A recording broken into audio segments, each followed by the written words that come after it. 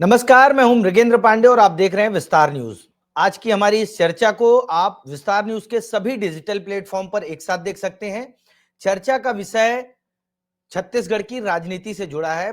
पूर्व उप मुख्यमंत्री टीएस सिंहदेव का एक बयान आया है।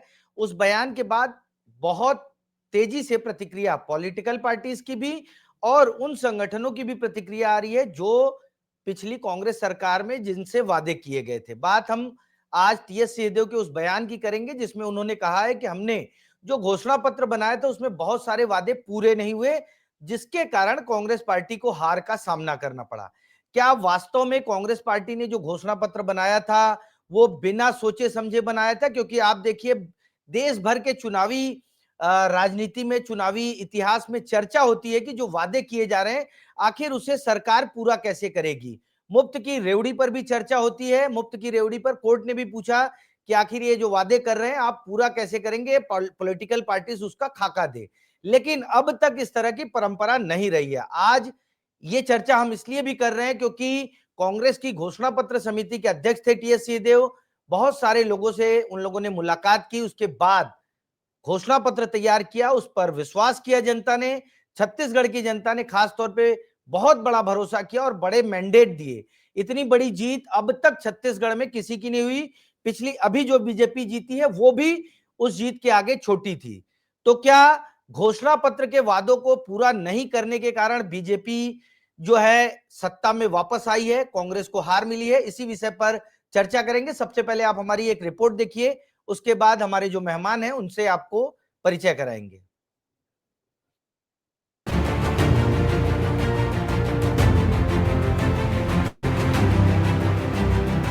अभी अमरजीत ने कहा कि साथियों का काम नहीं कर पाते, वो चुनाव में हार भी जाते हैं। हम लोग भी हारे। मेरा ये मानना है कि मेरे खुद के हारने के पीछे, कांग्रेस पार्टी के हारने के पीछे अन्य मुद्दों में ये भी बड़ा मुद्दा था कि चुनाव की घोषणा पत्र में हमने जिन बातों को रखा था, नियमितीकरण की बात को रखा था, केवल एनएचएम के साथियों के लिए नहीं, सभी के लिए रखा था, उनको हम नहीं कर पाए। 2018 के कांग्रेस के घोषणा पत्र में नियमितीकरण की बात को हमने लिखा था। हमने घोषणा पत्र में ये कहा था कि हम इन कर्मचारियों को नियमित करेंगे और भरपूर प्रयास हुए, लेकिन हमको सफलता कांग्रेस के 5 साल के शासनकाल में नहीं मिली। ये सुप्रीम कोर्ट वाली बात है। जो अधिकारी थे, अभी हमारी कमी कहें, मेरी कमी कहें, क्योंकि घोषणा पत्र बनाने में मेरी सीधी जवाबदारी थी कि ये सुप्रीम कोर्ट का ऑर्डर ऐसा है, मेरी जानकारी में नहीं था। पिछले जो गवर्नमेंट है कांग्रेस की, उसके जाने का केवल वादा पूरा करने का ही कारण नहीं है। वादा तो उन्होंने एक भी पूरा नहीं किया, 36 वादे किए थे, लेकिन उनके जाने का और बहुत से कारण हैं। जैसे आपने देखा है कोयला घोटाला, रेत घोटाला, पीएससी घोटाला, गौठान में घोटाला, कई तरह के घोटाला किए हैं। अब वो उनका मामला है, उसमें अपने को कोई वो नहीं है, वो उनको चिंता करें वो।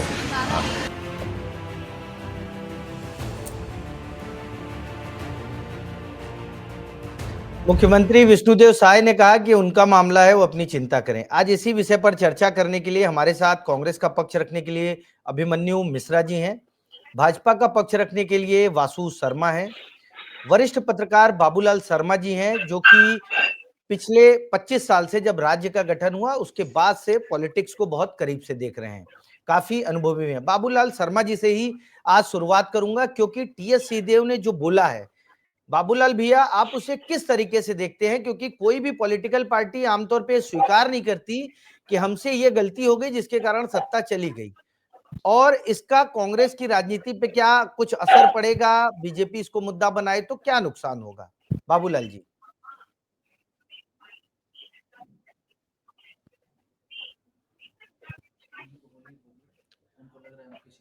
बाबूलाल जी आवाज आई? आप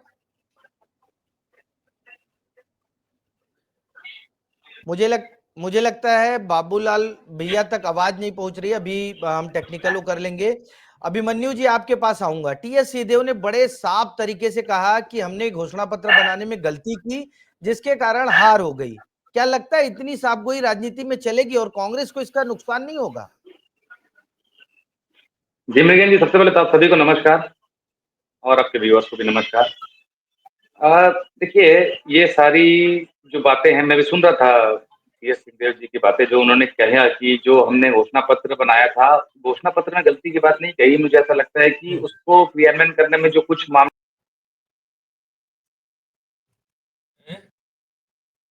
छूटे थे, ये तो हम स्वयं कह रहे थे, पहले से भी हमने बताया हुआ है और हमारे और भी नेताओं ने कहा है, कुछ हमसे वादे पूरे नहीं हो पाए और कहीं न कहीं देखिए, अगर हम हारे हैं तो कारण तो उसके पीछे कहीं न कहीं रहे होंगे, कई सारे कारण रहे होंगे। लेकिन जैसा अभी मैं सुन रहा था, टंकराम वर्मा जी कह रहे थे कि एक भी वादा पूरा नहीं किया। तो ये टंकराम वर्मा जी जैसे जो मंत्री बना दिए हैं भारतीय जनता पार्टी में, यही इनके पतन के कारण बनेंगे, अब ये 5 साल के बाद। ये ऐसी बातें करते हैं। हमने देखिए जो वादे, प्रमुख वादे किए थे, हमने कर्ज माफी का वादा किया था, हमने आते ही पूरा किया।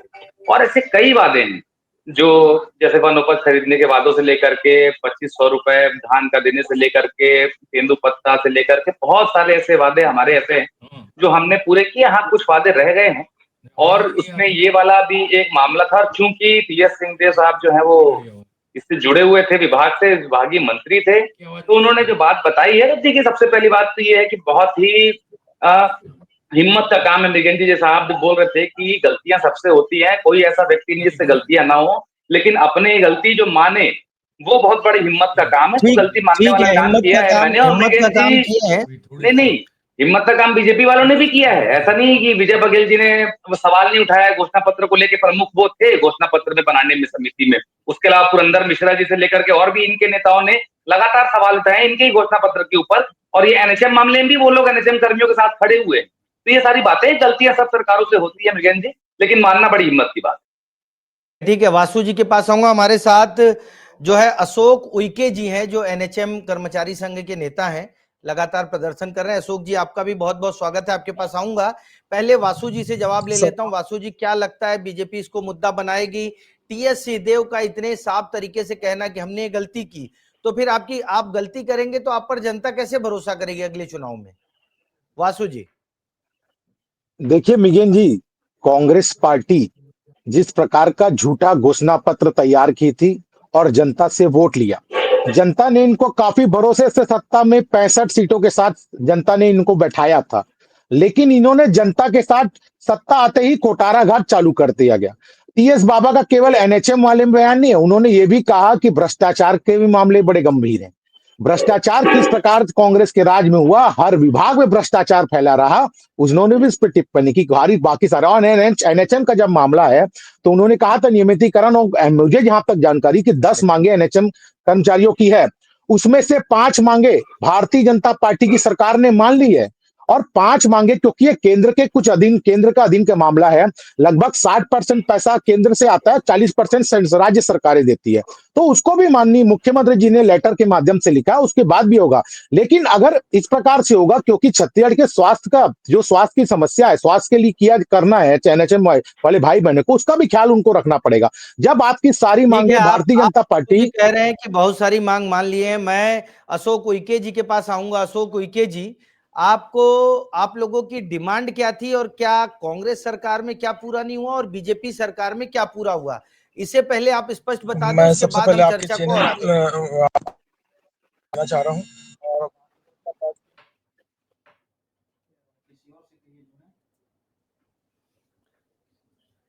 अशोक जी, आपकी आवाज नहीं आ रही है। अशोक जी। महोदय, मैं अवगत कराना चाह रहा हूं, 2022 में टीएस सिंहदेव द्वारा नियमितीकरण के लिए एक फाइल चलाई गई थी, जिसमें केवल और केवल 70 करोड़ की ही लागत आ रही थी उस बजट में। अगर वो नियमित कर दिया जाता है राष्ट्रीय स्वास्थ्य मिशन के कर्मचारियों को, तो केवल और केवल 70 करोड़ की ही जरूरत पड़ेगी। और रहा सवाल राज्यांश, जो है 60% का वो निरंतर आएगा महोदय, और 40% का जो राज्यांश जो है वो मिलता रहेगा। और ये पूरे देश में 36 राज्यों में पहला राज्य होगा जो एनएचएम कर्मचारियों को नियमित करेगा।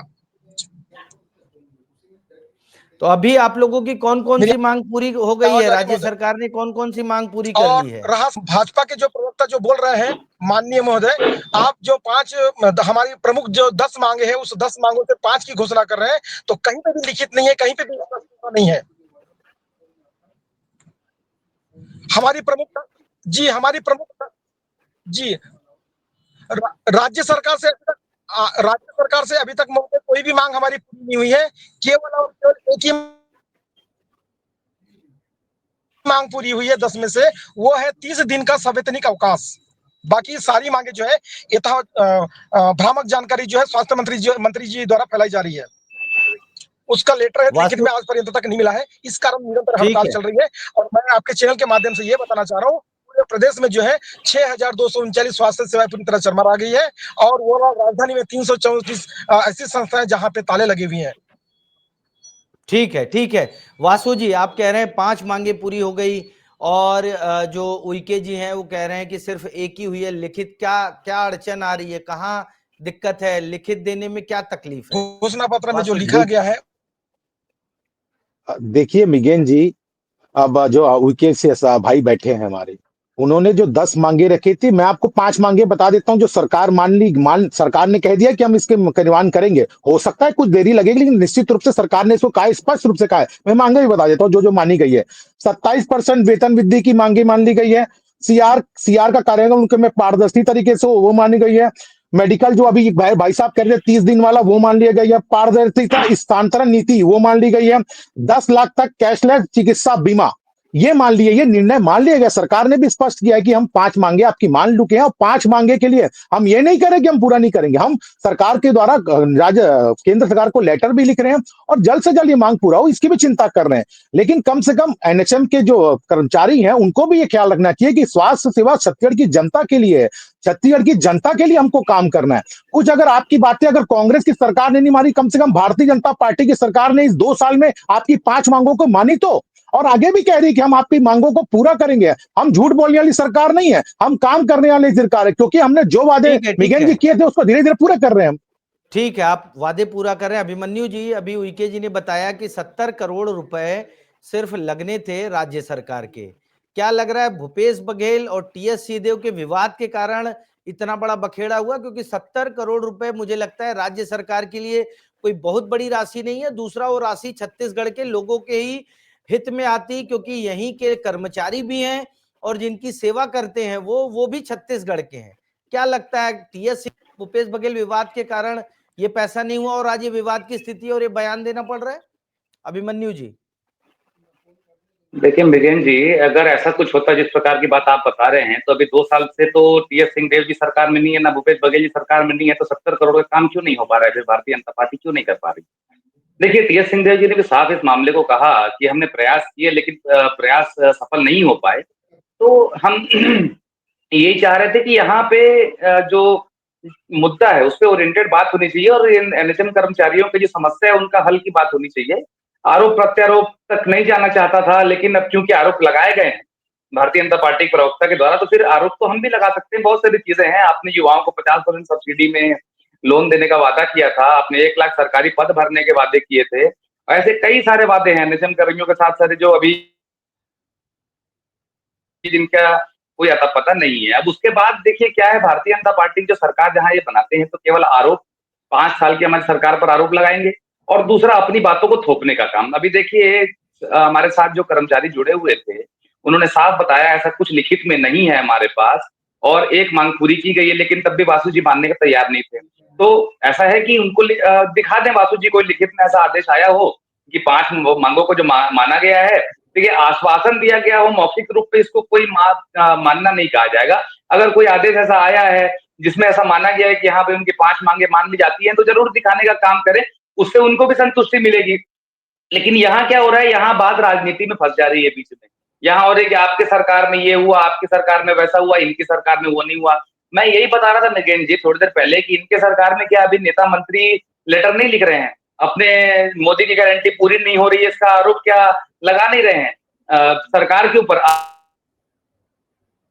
कुछ देर पहले भारतीय जनता महिला मोर्चा की महिलाओं के साथ अभद्र व्यवहार और कितना बुरा व्यवहार पुलिस द्वारा किया गया रायपुर में, बल्कि कांग्रेस की महिलाओं द्वारा उनको स्वागत किया गया। तो ये सारी चीजें सरकार जो है आज जो इतने अहंकार में आ चुकी है भारतीय जनता पार्टी की सरकार, ये 2 साल में ही आप देखेंगे जो इनके स्वास्थ्य मंत्री है, हमारे स्वास्थ्य मंत्री के ऊपर तो आपने बहुत आरोप लगा लिए, वो तो अब मंत्री हैं भी नहीं, लेकिन जो इनके स्वास्थ्य मंत्री हैं उनको अस्पताल जाने का फुर्सत नहीं है, उनको मेकाहारा जाने की फुर्सत नहीं है, उनको राजनांदगांव में अस्पताल आने की फुर्सत नहीं है जहां 3 करोड़ की मशीन 11 करोड़ में खरीद ली जाती है। उनको और कोई अपने सीजीएमएससी में जो घोटाले वो आने दिखते, लेकिन वो जाते कहाँ हैं? वो शराब ठेके घूमने जाते हैं। तो जो स्वास्थ्य मंत्री शराब ठेके घूम रहे होंगे उनके विभाग में और क्या? अभिमन्यु जी, आप पहले भी चर्चा कर चुके हैं कि मंत्री शराब दुकान जाते हैं। बाबूलाल भैया, आपके पास आऊंगा।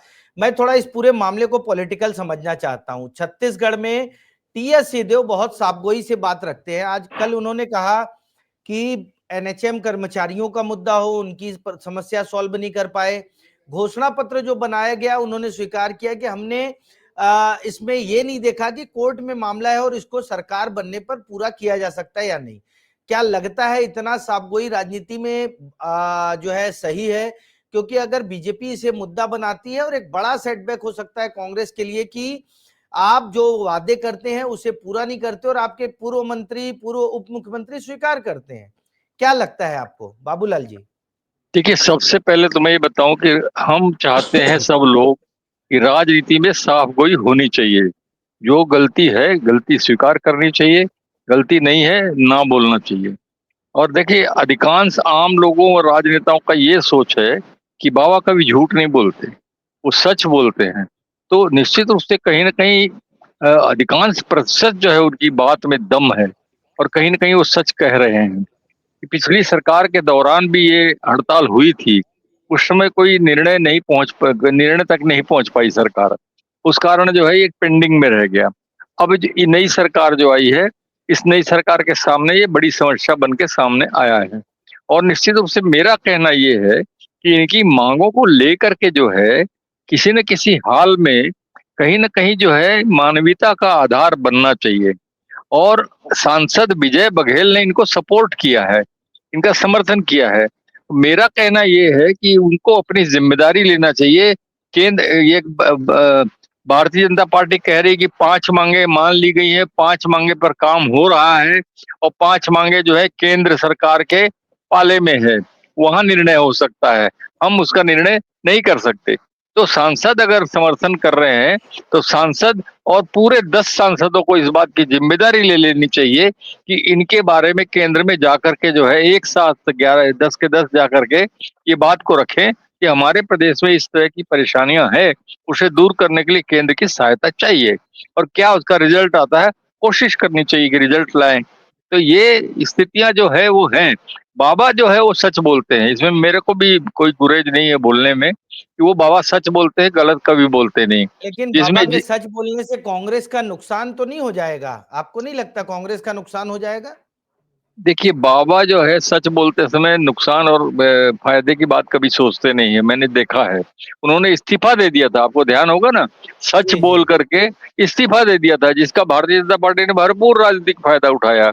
और जो है आज भी जो है जो बाबा ने सच कहा है उसका भी भरपूर राजनीतिक फायदा उठाया जाएगा। ये तो राजनीति है, राजनीति में तो उठापटक करना ही पड़ता है। अगर उठापटक नहीं करेंगे, अगले सामने वाले को बदनाम नहीं किया जा सकेगा, तो फिर राजनीति का चलेगी कैसे, राज और सत्ता आएगी कैसे? ये प्रक्रिया जो है वो राजनीति के अंदर रहती है। जहां मौका मिलेगा, जहां निशाना दिखेगा, वहां तीर चलेगा, निश्चित रूप से तीर चलेगा। जी ठीक है, ठीक है। वासु जी, आपके पास आऊंगा। डबल इंजन की सरकार है, बाबूलाल शर्मा जी ने भी कहा कि केंद्र में आपकी सरकार है, राज्य में है, सांसदों को जिम्मा लेना चाहिए। क्या आपको नहीं लगता कि पार्टी के जो सांसद हैं और जो विधायक हैं, क्योंकि एनएचएम का मुद्दा हो या जो आपने घोषणा पत्र में वादे किए, वो सब मुद्दे क्या पूरा करना पार्टी की जिम्मेदारी नहीं होती? और उसे पूरा करने के लिए क्या ये बताना कि 5 अभी पूरे हुए हैं, 5 पाइपलाइन में है और 5 के लिए केंद्र में जाएंगे, ये कहीं ना कहीं आपके वादे जो है, जो आप कहते हैं कि हम जो वादे करते हैं वो पूरे करते हैं, उसको कहीं डेंट तो नहीं लगा रहा है? नहीं, देखिए मिगेन जी, जिस प्रकार जी देखिए मिगेन जी, देखिए भारतीय जनता पार्टी वही वादा करती है जो पूरा कर सकती है। और देखिए, हमें सरकार में आए हुए मात्र 2 साल हुए हैं, अभी हमारे पास सरकार चलाने के लिए 3 साल और समय है। और निश्चित रूप से हम मिगेन जी, पहले भी मैंने ये कहा कि इनकी जो 5 मांगे है उस पर भी सरकार विचार कर रही है, उसमें भी पत्र लिखा हुआ है, निश्चित रूप से सरकार संज्ञान लेगी।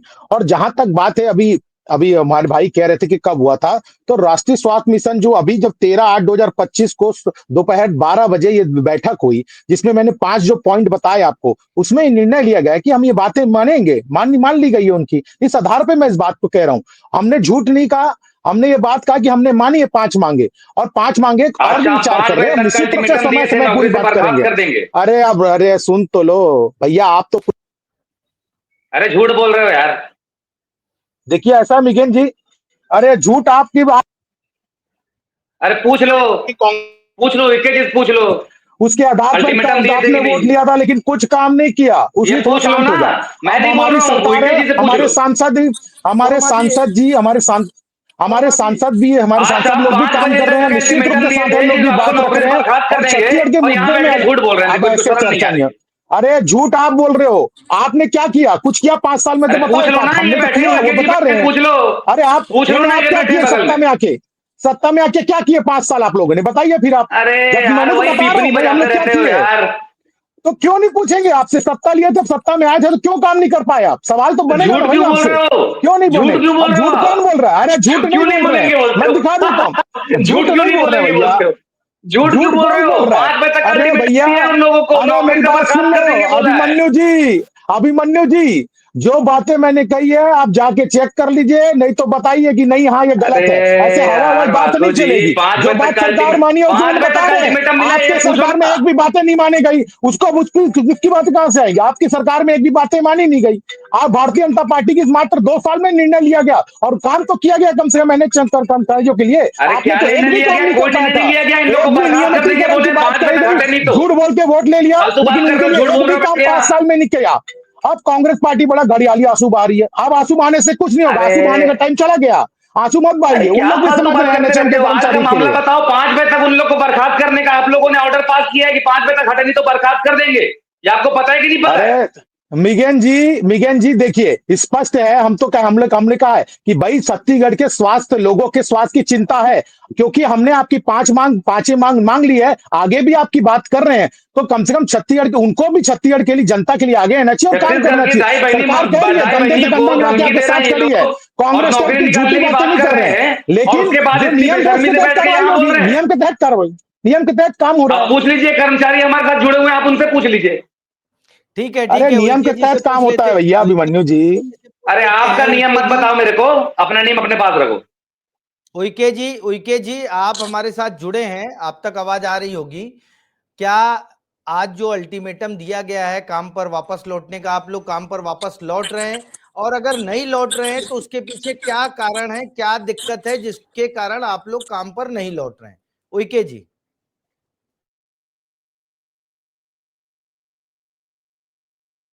नेटवर्क में आएंगे, उनके पास आएंगे। अभिमन्यु जी आपके पास आता हूँ। उइके जी आवाज आ रही है मेरी? जी आ रही है सर, आपकी आवाज आ रही है सर। मैं बोलना चाह रहा हूँ, हमारी जो प्रमुख मांगे हैं, 10 मांगे हैं, उस 10 मांगों में केवल 5 की सहमति इनके शासन के द्वारा बनी है, लेकिन कहीं पे भी लिखित में नहीं है। वर्बली केवल हवाई बात कर रहे हैं। और इनके स्वास्थ्य मंत्री श्याम बिहारी जायसवाल जी केवल 2,75,00,000 आम जनता में भ्रामक जानकारी फैला रहे हैं कि एनएचएम कर्मचारियों का हमने 5 मांग पूरा कर लिया, 5 मांग पूरा कर लिया। महोदय इसमें कोई सच्चाई नहीं है, आपको आश्वासन दिए महोदय।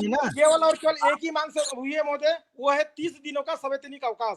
बाकी इनकी पूरी हवाई चल रही महोदय, कहीं पे भी सच्चाई नजर नहीं आ रही महोदय। नहीं, आज आप लोगों को वापस नौकरी पर, काम पर, ठीक है, आज आप लोगों को काम पर वापस लौटने का जो अल्टीमेटम दिया गया है, क्या आप लोग काम पर वापस लौट रहे हैं? हमारी जब तक जायज मांगे पूरी नहीं होगी, हम लोग काम पर नहीं लौटेंगे। शासन अपना काम करेगी, हम लोग अपना काम करेंगे। वासु जी आप कुछ बोलना चाह रहे हैं? आप अपना ऑडियो चालू कर लीजिए, आप बोल दीजिए। इन्होंने कहा कि हम काम पर नहीं लौटेंगे जब तक हमारी जायज मांगों को पूरा नहीं किया जाएगा। वासु जी देखिए, मैं तो उइके जी से इतना ही कहना चाहता हूं, वो भी छत्तीसगढ़ की जनता का भला के लिए काम कर रहे हैं, और सरकार भी छत्तीसगढ़ की जनता के भले के लिए काम कर रही है, क्योंकि ये स्वास्थ्य का विषय है। अगर स्वास्थ्य में कुछ कमी रह जाती है, इमरजेंसी के लिए कुछ काम होता है, तो हमारे भाई लोग ही काम करते हैं, हम इस बात को मान रहे हैं। और सरकार कह भी रही है कि आपके साथ कंधे से कंधा मिला के हम खड़े हैं। आपकी जो जायज मांगे हैं, हम 5 मांगे, आपने जैसे उइके जी ने कहा 5 मांगों का आश्वासन माननीय मंत्री जी ने दिया है, तो आश्वासन माना है तो निश्चित रूप से हम पूरा करेंगे, और आगे भी 5 मांगों को हम कहेंगे, मंत्री जी ने यह भी कहा है। तो मुझे लगता है कि आपको भी छत्तीसगढ़ की जनता का चिंता करना चाहिए, आपको काम पे लौटना चाहिए। महोदय जी, ठीक है। वासु महोदय शर्मा जी, आपसे मैं बोलना चाह रहा हूँ, शासन प्रशासन को 160 बार से भी ज्यादा अपनी जायज मांगों के लिए ज्ञापन दिए, लेकिन उस 160 बार देने के बाद में, आवेदन निवेदन करने के बाद आज पर्यंत तक, प्लस मुख्य सचिव अमित कटारिया जी और एनएचएम एमडी प्रियंका शुक्ला जी को 2 महीने का टाइम दिए कि आप हमारी जायज मांगों के ऊपर ठोस निर्णय लीजिए, अन्यथा हम लोग अनिश्चितकालीन हड़ताल में चले जाएंगे। स्टेप बाय स्टेप अवगत कराने के पश्चात भी आज पर्यंत तक हमारी कोई भी ऐसी मांग पूरी नहीं हुई, ना लिखित में इनके पास में कोई जवाब है। कि हम लोग भी चाह रहे हैं। नहीं उके जी, आपने तो कहा 5 मांगे मंत्री जी ने मानी है। शर्मा जी सुन लीजिए, हम लोग क्या है, केवल और केवल काम करने वाले में से लोग हैं। हम लोग हड़ताल करना नहीं जानते, जिंदाबाद मुर्दाबाद बोलना नहीं जानते, लेकिन 160 बार आवेदन देने के बाद में इन्होंने हमको मजबूर कर दिया कि आप मैदान में आओ, जिंदाबाद मुर्दाबाद बोलो। और पूरे प्रदेश की 33 जिलों की 6,239 स्वास्थ्य सेवा पूरी तरह चरमरा गई है। केवल राजधानी में भी आप देखिएगा, राजधानी में भी जहां सीएससी पीएससी है, 364 सेवा ऐसी है शर्मा जी जहां पे ताले लगे हुए हैं, क्योंकि हम लोग जो उसी जनमानस ठीक है उइके जी, आपकी बात बिलोंग करते हैं को, तो जो आम जनता को जो तकलीफ हो रही है, उसके लिए हम अब पूरा सारा एनएचएम राष्ट्रीय स्वास्थ्य मिशन के सारे कर्मचारी खेद प्रकट कर रहे हैं महोदय। तो आप लोग ठीक है उइके जी आपकी बात को वासु शर्मा जी मंत्री जी और मुख्यमंत्री तक पहुंचाएंगे। अभिमन्यु जी आपके पास आऊंगा। क्या लग रहा है कि सरकार में अगर इन लोगों के साथ काम कर दिया गया होता तो आज परिस्थिति कुछ और होती? अभिमन्यु जी, जो हमारा मूल मुद्दा है कि टीएस सिंहदेव के बयान के बाद जो पॉलिटिकल हलचल मची है, क्या लगता है कांग्रेस ने अगर इन लोगों की मांग को मान लिया होता तो आज परिस्थिति अलग होती? और क्या उस समय की केंद्र सरकार कोई अड़ंगा था, या सिर्फ टीएस सिंहदेव और भूपेश बघेल के बीच विवाद के कारण ही इनकी मांग नहीं मानी गई?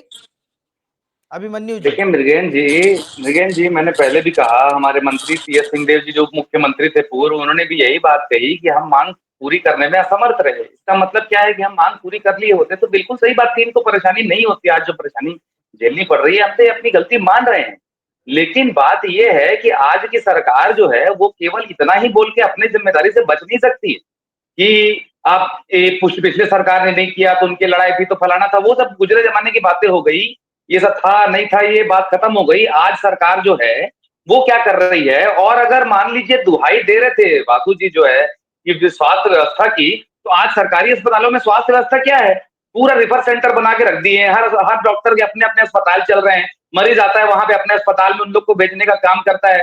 प्राइवेट मेडिकल चल रहे हैं, प्राइवेट डायग्नोस्टिक चल रहे हैं। कोई मशीन, हमारे यहाँ सीटी स्कैन की मशीन आई थी, 3 करोड़ की मशीन है, 11 करोड़ में खरीदे हैं, 2 महीने से चालू ही नहीं हो पाई है। तो इतने बड़े बड़े भ्रष्टाचार, सीजीएमएससी में कितना बड़ा भ्रष्टाचार अभी हुआ है। तो ये सारा स्वास्थ्य के साथ खिलवाड़ नहीं है?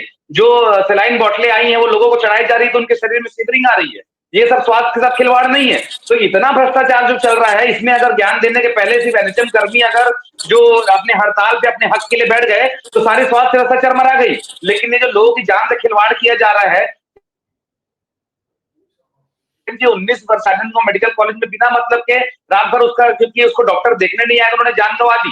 तो ये सारी चीजें हो रही छत्तीसगढ़ में, लेकिन सारी तकलीफ एनएचएम कर्मियों को देख के लग रही है। तो ऐसा नहीं है, हवाई वादे नहीं करने चाहिए उनको, एक बार में उनको बात करनी चाहिए। उनको आश्वासन से काम अब हो नहीं पाएगा, ठोस उनको लिखित में देना चाहिए कि उनकी मांगों का क्या होगा क्या नहीं होगा, और उसके आगे सरकार को काम करना चाहिए। सरकार अभी भी आरोप प्रत्यारोप वाले मोड से निकल नहीं पा रही है। देखिए 2 साल हो गया, 3 साल आपके बचे हैं, लगभग 40% आपका समय निकल चुका है, आपको काम करना शुरू करना पड़ेगा।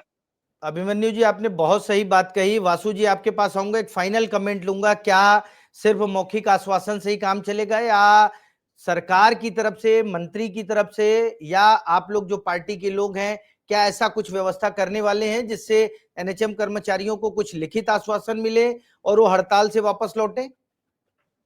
निश्चित ही मृगेन जी, देखिए निश्चित ही मृगेन जी, स्वास्थ्य मंत्री जी ने भी बात की है एनएचएम कर्मचारियों से, और बातें को कहा भी, हमने 5 जो मांगे हैं उसको निश्चित रूप से हम उनको ऑब्सेशन भी कराया कि हम जल्द से जल्द इसको पूरा करेंगे, और 5 जो और मांगे हैं उसकी भी चिंता सरकार कर रही है, उसको भी निश्चित रूप से लगातार चर्चाएं हो रही है, अधिकारियों से हो, चाहे स्वास्थ्य मंत्री हो, एनएचएम कर्मचारियों की लगातार चर्चा हो रही है। मैं तो आपके माध्यम से बस इतना ही कहना चाहता हूं मृगेन जी, और आपके चैनल के माध्यम से, कि निश्चित रूप से कि छत्तीसगढ़ के क्योंकि आज जैसा उन्होंने कहा है कि भाई हम नहीं, हमको जब तक लिखित में नहीं मिला, निश्चित रूप से जब मंत्री उस भाग के मंत्री कह रहे हैं कि हम आपकी मांगे 5 मांगे जो अभी हो सकती है उसको पूरा कर सकते हैं, तो उसको मान रहे हैं, तो उसके बाद तो मुझे लगता है कि उनको काम पे लौटना चाहिए। और जो स्वास्थ्य व्यवस्था, क्योंकि चरमाई, वो खुद कह रहे हैं वो स्वास्थ्य में चरमाई हुई है, ठीक है, तो निश्चित रूप से ठीक क्योंकि है, छत्तीसगढ़ की जनता के लिए हम दोनों को काम करना है।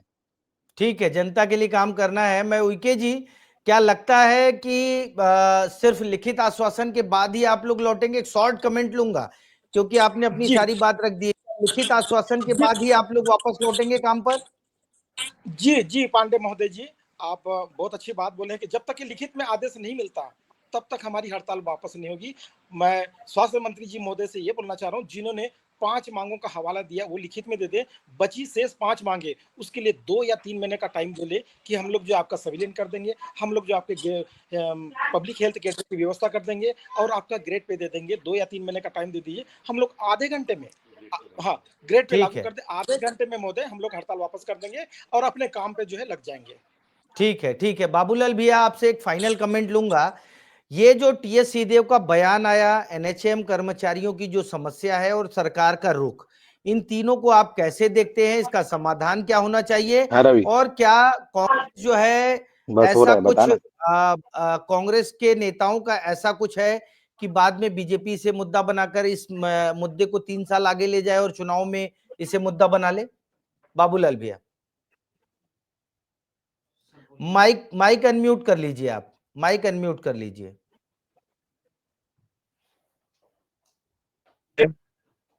जी अभी हेलो हेलो, आवाज जी आ जी, रही है मेरी? आ रही है, आ रही है, आ रही है, आपकी आवाज आ रही है। देखिए, मैंने कहा ना, टीएस बाबा जो है वो कभी झूठ बोलते नहीं हैं। आज तक का यही लोगों को जहाँ विश्वास है उन पर। और देखिए, जहां तक आश्वासन का प्रश्न है, आश्वासन हर सरकारों में मैंने देखा है कि वायदे जो है वो कभी सरकार के पूरे होते नहीं हैं, रुक भी जाते हैं। और ये जरूरी भी नहीं है कि वायदा पूरा हो जाए, वायदा कर दिया, बात निकल गई। घोषणा के बाद भी रुक जाता है, यहाँ तो घोषणा कर देते हैं उसके बाद रुक जाता है। ये स्थिति जो है वो है।